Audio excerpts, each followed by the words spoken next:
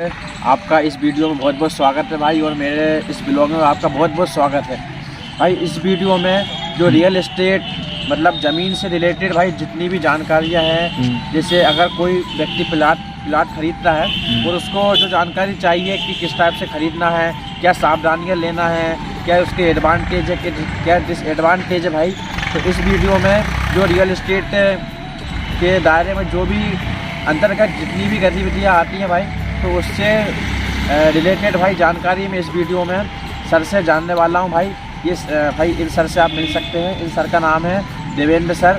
तो सर आप इसके विषय में थोड़ा जानकारी हमारे फैमिली मेम्बर्स को दीजिए, यूट्यूब फैमिली मेम्बर्स को। ओके, सबसे पहले तो मैं बताना चाहूँगा रियल एस्टेट के बारे में। एक्चुअल में रियल एस्टेट क्या है? रियल एस्टेट जिसमें ज़मीन से जुड़ी सारी चीज़ें शामिल हो जाती हैं। जैसे हमारी एक दुकान है, वो भी रियल एस्टेट से जुड़ी हुई है। हमारा प्लॉट है, वो भी रियल एस्टेट से जुड़ा है। हमारा मकान है, वो भी रियल एस्टेट से जुड़ा है। मतलब हम उसे सामान्य शब्दों में बोल सकते हैं कि ज़मीन से वो जुड़ी सारी चीज़ें रियल एस्टेट के अंतर्गत आती हैं। अब बात आती है प्लॉट की, कि प्लॉट कहाँ परचेज करें, कैसे परचेज करें, उसके एडवांटेज क्या है, कैसा एडवांटेज क्या है। तो मैं एक छोटी सी क्लिप में आपको बताऊंगा एक छोटे से शब्दों में, और उसके बाद में जो है नेक्स्ट वीडियो में भाई साहब की आएगी, तो उसकी चर्चा भी हम आगे करेंगे। लेकिन आज मैं एक छोटा सा डाउट क्लियर करूँगा प्लॉट को लेकर कि प्लॉट हमें कहाँ परचेज़ करना है।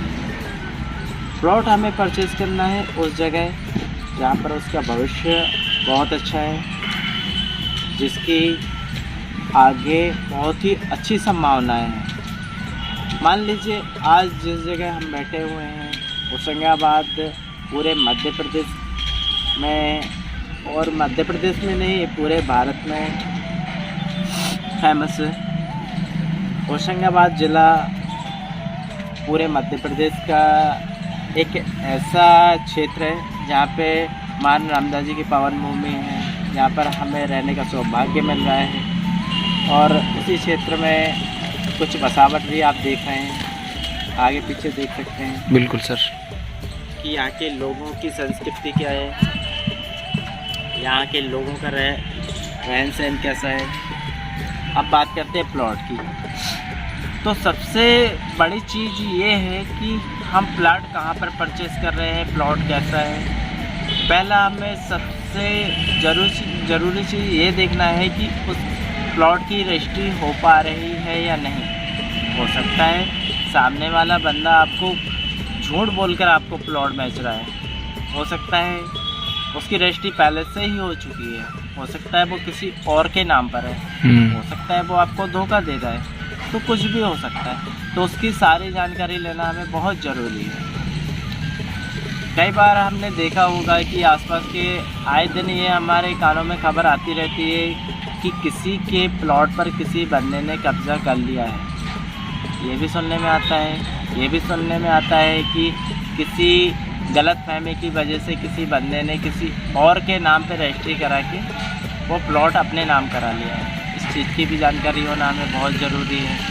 तो हमें आगामी समय को देखते हुए हम प्लॉट की सारी जानकारी लेना बहुत ही ज़रूरी है। सबसे पहले हमें ये देखना है कि वहाँ की गवर्नमेंट वैल्यू क्या बोलती है उस प्लॉट को लेकर।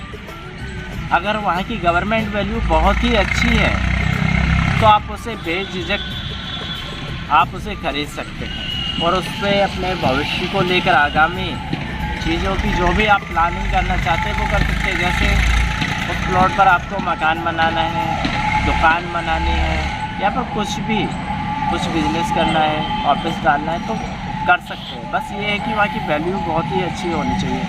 वहाँ का एरिया जो है बहुत ही पॉज होना चाहिए।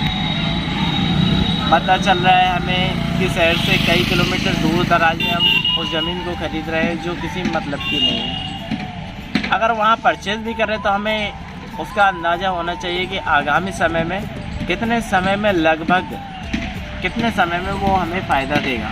तो इसकी जानकारी भी हमें लेना बहुत ज़रूरी है। तो सबसे पहली बात ये है कि हम जब प्लॉट परचेज़ करते हैं तो सामने वाले बंदे से जब हम बात करते हैं तो एट फर्स्ट हमें उसकी जानकारी लेते समय एट फर्स्ट हमें ये पता करना है कि उसकी जो प्रोसेस है वो क्या है।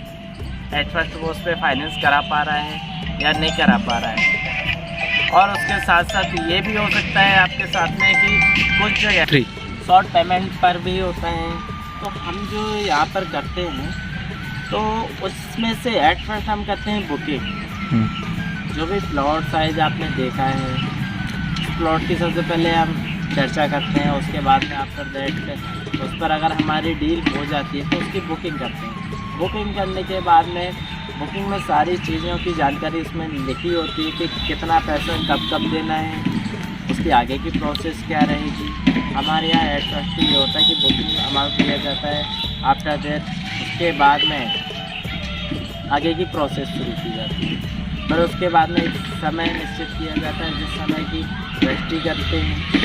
आफ्टर दैट रजिस्ट्री के बाद में वो अपना काम शुरू करता है। तो ये सारी जानकारी हमें होना बहुत ज़रूरी है।